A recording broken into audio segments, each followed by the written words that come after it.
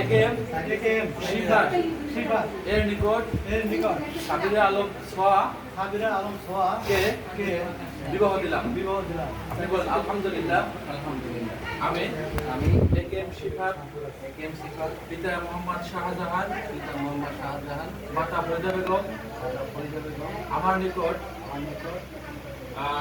সাবিরা আলম সোহার পক্ষ থেকে উকিল হয়ে মোহাম্মদ আব্দুল সত্তার তালুকদার 4 লক্ষ টাকা কাবিন মূল্যে ইসলামী শরীয়ত মোতাবেক যে বিবাহের প্রস্তাব দিয়েছেন আমি উক্ত প্রস্তাবকে ওকালাতান বেলায়াতান উপস্থিত লোকদেরকে সাক্ষী রাখিয়া কবুল করে নিলাম।